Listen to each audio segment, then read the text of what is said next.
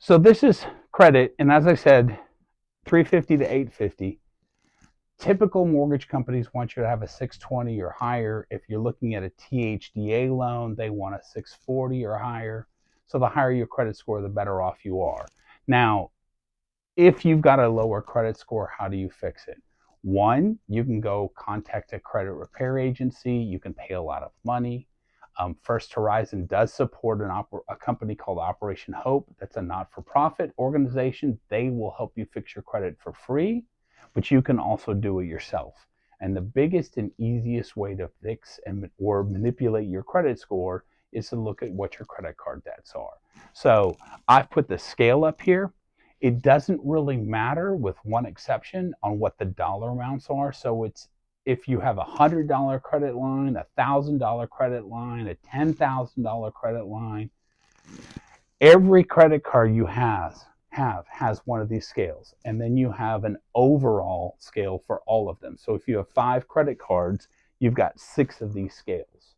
And the way your credit is graded on credit cards, which is 35% of your credit, is based upon the balance that you owe compared to your credit limit. So if you have $1,000 credit limit and you owe $501 on it, you're over 50% maxed out, and you lose 20 points off your credit score. Now, if you pay that down to $499, so you're between 50 and 25%, you get 10 points. Sorry, my writing's horrible. If you pay it down further and you're at $25, 25% to 12.5%, you get $15, 15 points. Now, this is going to be different for everybody based upon what your credit is, how many trade lines you have, how long you've had those trade lines. There are a whole slew of factors. So it's not going to be exact, but this gives you a good idea. If you're between 12.5% and 1%, you get 20 points. If you're at 0, you get 15 points.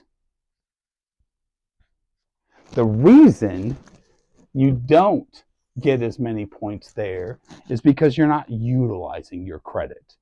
I've got an old Sears card. Sears isn't even in business anymore. I can't tell you where that card is. I don't owe anything on it. That is not reporting my credit worthiness. It just means I've got an open trade line, if it's even open anymore. Ideally, where you want to be is 1% or $10. If you're at 1% or $10 on each one of your cards, you get 30 points. That's the ideal place to be.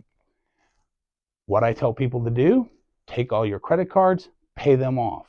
Go to the gas station, put $10 on each cards.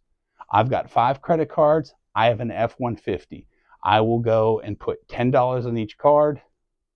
My tank is a quarter full at that point, and I leave it there for 30 days. I don't touch it. I put the cards away. Don't let my wife use them. Don't let my kids use them. Nothing. Have them in my desk, locked up in a safe. 30 days later, I take them out. I pay them off. That same day, I charge them $10 more, and I leave it for 15 days. Then I have my credit pulled. My score will be 70 to 80 points higher, like that. Now, I'm not going to buy anything right now. Nothing's going on. I can go do whatever I want. I'm going to go to the beach, and I'm going to go deep sea fishing. My wife allows me to think that I believe that she doesn't know how much that costs. I take my credit card that I have the bill sent to work on, and I charge a lot to go deep sea fishing. My buddies come down, they pay me back, I eventually pay it off. My credit score, while that card is maxed out, is going to drop. I don't care. I'm not going to go buy a car. I'm not going to go buy a house at that time. If I were, I wouldn't go deep sea fishing. Well, yes, I would. I would just delay the sale of my house or the buying of my house. But that is how you can fix your credit.